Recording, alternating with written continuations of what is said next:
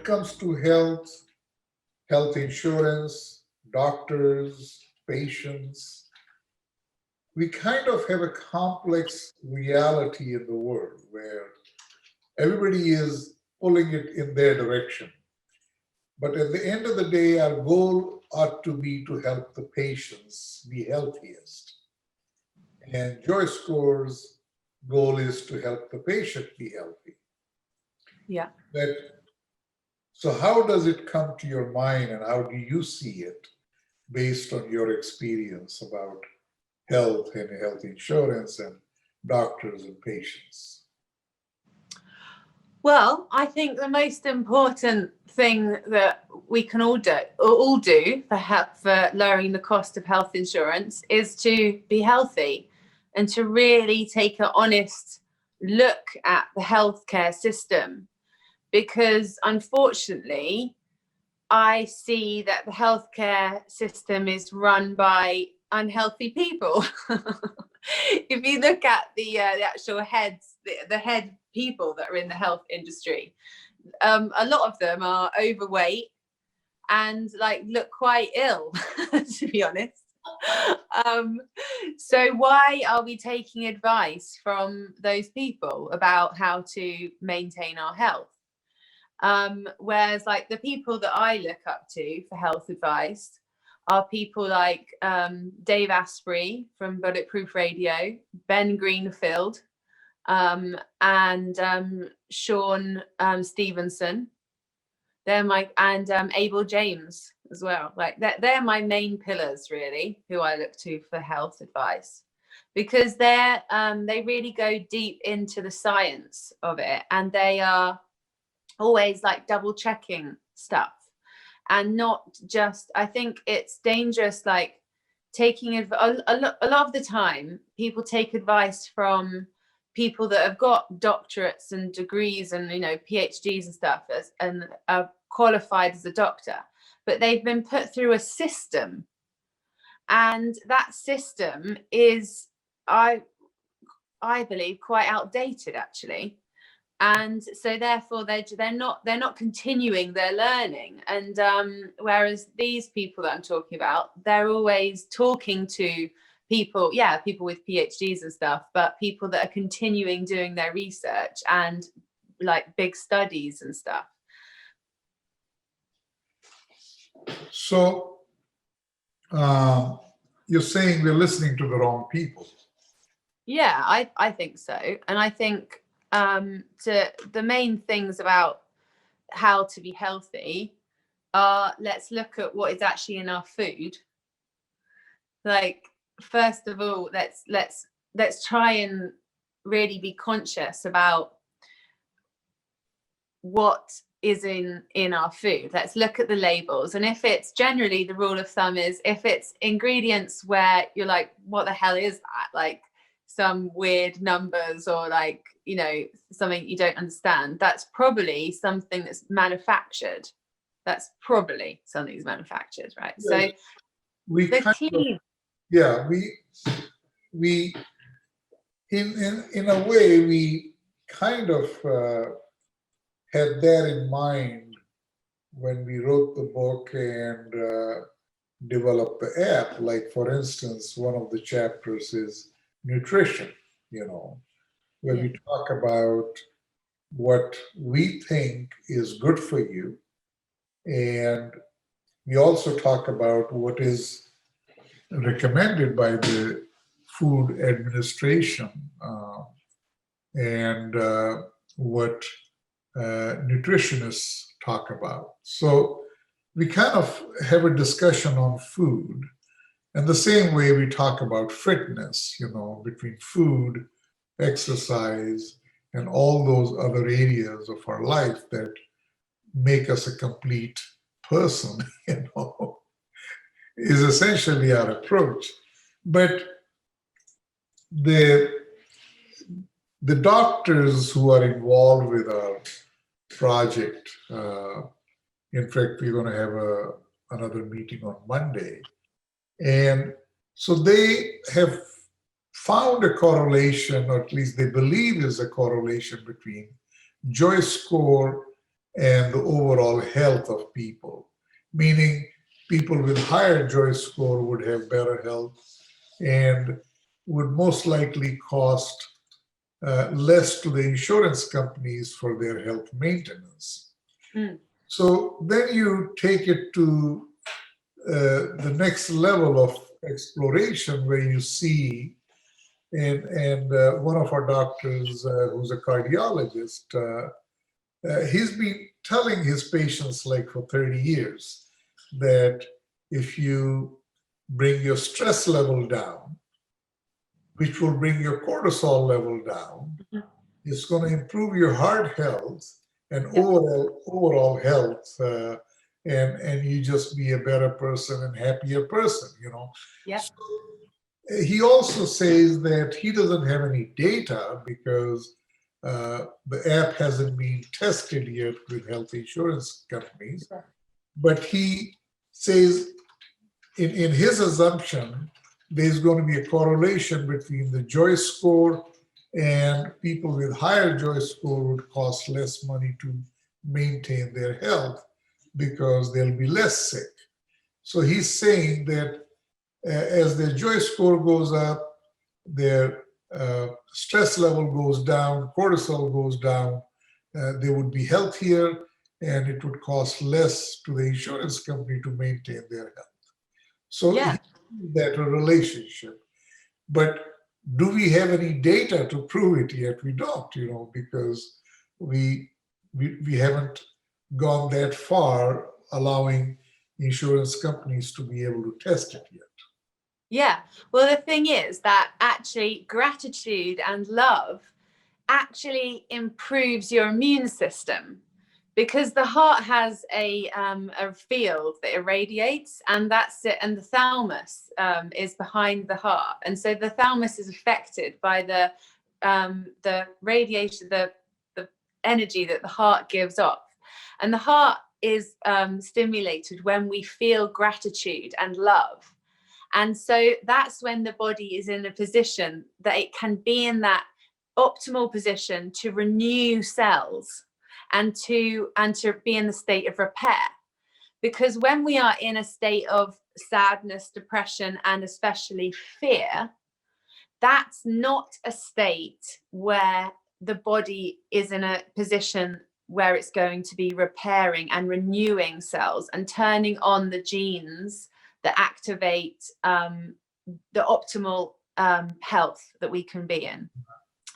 Yes. And so, like, I think it's important, like, especially with the time that we're in, to not give in to a fear state, because that will actually be the worst thing you can do for your health. So I think the best thing that we can all do, especially in this time, and of course to improve your joy score, which will bring down the health insurance costs, is to focus on gratitude and really bringing yourself into that elevated state of love and thanks. And you can learn gratitude by just learning to appreciate things more and more and more. And you'll be able to appreciate things more and more and more if your nutrition is good. Because if you're overloaded with excess sugar and toxins and excess alcohol or drugs, it's so much harder to be in that loving state. So it's many parts to the puzzle. But I would say it's very simple, really. Like, there's lots of experts that can talk about all like the tiny details of nutrition and all the things that you can do, which is fascinating. But it really comes down to very, very simple, basic information. Eat as clean and as natural as you possibly can. Drink more water. Reduce your alcohol, and be grateful and move. Try and be physical, stretch. So that's if you can just do that, and then if you want to lose weight, consume less calories or burn more calories than you're consuming. Burn more calories than you're consuming. So and fasting is the cheapest diet you can ever go on. And it's really, really simple. Just don't eat. Just don't eat. And obviously you can wait. I fasted for a long time. I lost 35 pounds. And basically I just didn't eat until dinner for almost a year, like not every day, but I lost weight, and that it just got easier and easier to do that. And now it reset my hormone levels as well. So now I can just eat what I want, and like I don't see sugar as bad or carbohydrates as bad, but because I've gone through that journey, my cravings aren't there. And so I can have just a little bit of sugar as a treat, whatever, or a, a wrap, a carb wrap or something occasionally. But most of my diet is vegetables and fish, which is like clean eating. And I have bone broth as well. Yeah. And I make sure I move a lot. I do yoga, a bit of weightlifting. I go on a daily walk, do some Kundalini, dance a lot. So when the pandemic started, we realized that there is a possibility that JoyScore could be helpful to people by, again, finding a correlation between JoyScore and immunity. Meaning, because early on we learned that it depends on a person. If there are two people being exposed to coronavirus, the person with better immune system most likely not get infected because their body is stronger and fight it off. Yeah. So then we researched, and people in our team found almost 20 articles supporting the research that joy is helping in building a better immune system. So yeah. If you have a better joy score, improve your joy score, meaning your body is getting better immune system and you can fight COVID. So it's kind of an indirect way of achieving the goal, but, and I sort of see when you said you also need gratitude and love. I totally agree with that. It's like, it's almost like a three-legged table. You have gratitude, love, and joy. Yeah. Joy comes from being or having gratitude and love gives you joy. But however you look at it, so these components give you better immune system. Yeah. Better health in general. And that's the bottom line, so yeah. And when you achieve that, then it's costing health insurance company less to keeping people healthy because they're not going to get sick as often. Yeah. So that's the bottom line. Yeah, that's the bottom line. Joy will definitely improve your immune system. 100% it will. Right. Like the happier you are, the better you feel. Like, and you can feel that. It's like that's just logic. Like when you're really truly joyful, and gratitude will get you to that real place of joy as well. Yeah. Like your whole body is like tingles, and like you can just feel you're in that state of repair. And there are a lot of cases and studies of people that have literally healed like themselves, like healed cancer, and like people where have been told like, no, this is the end for you, but they've done a daily practice of joyful gratitude, and they have healed their body, because the body is so amazing at self-repair. But when we are in that state of fear, our sympathetic nervous system is turned on, which is all about just protection and just survival, and it's not in that position to be renewing cells at that point. Yeah, because totally, it's they're all kind of connected in some ways. In fact, when people are feeling positive, joyful, have gratitude and love, they're more likely to be in healthier lifestyle.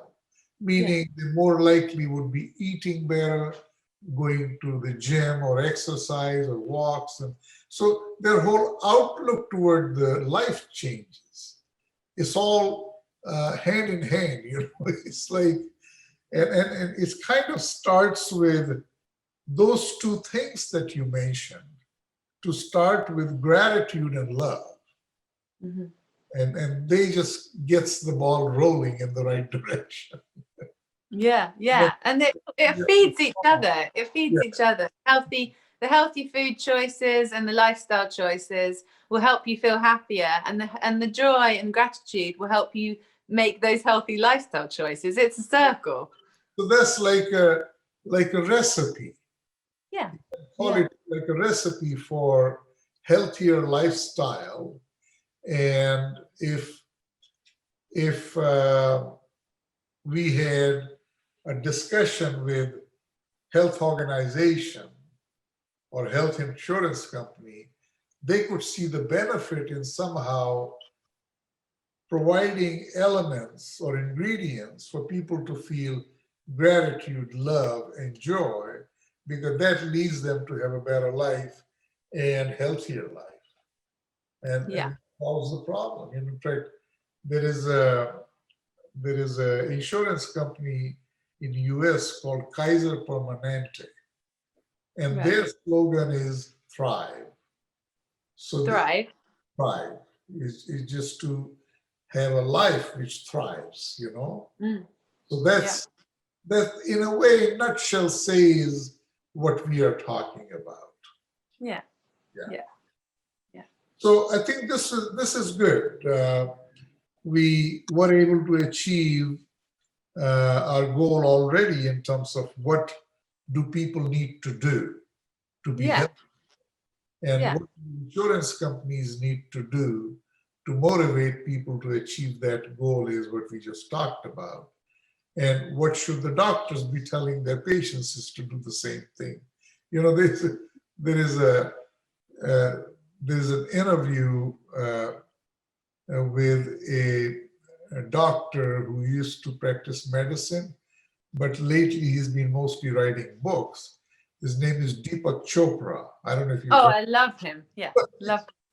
So, You remind me a bit of him, actually. uh, so he used to, thank you. So he used to practice medicine 30 years ago in Boston. Yeah, So, and he will tell his patients, I said, listen, if you can stop smoking, lose some weight, and start exercising, I don't have to prescribe these medications to you, you know? yeah, yeah, And the, yeah. patient, and the patient would tell him, so, Doc, my mother-in-law tells me the same thing and doesn't charge me $100. Yeah, but sometimes people need that authority figure to tell them something to change. Yeah, yeah. I will also say, like, what's also really important is to get out in sunlight, Right. because that natural vitamin D is so important. Absolutely. Is that So important. And like, unfortunately, we're being told to stay inside. So get out as much as we can, just to get that natural sunlight and that fresh air. Like, open the windows as well to let the fresh air come in as well. absolutely? And proper sleep. Yeah. Sleep is so important. Oh, Like, yeah. getting that sleep. Yeah. I think we today covered all the basic elements of healthier life Yeah. and what people need to do. All the ingredients we just talked about, and this is the recipe for Yeah. success. Okay, Connie, so I think we did well. Yeah. And we covered everything. So let's next week go back to the family discussion then. Yeah. Should we say like family, how to cope during the holidays or something like that? Yeah. Because, you know, family to some people brings them joy, and to others brings them Help. anxiety and sadness. So I think we need to look at both sides and see how can we have a positive outcome for even people who are not as positive about the family and interaction with the family. So we'll talk about it next week. And Connie, thank you for your being part of this podcast. Thank you. Thank you.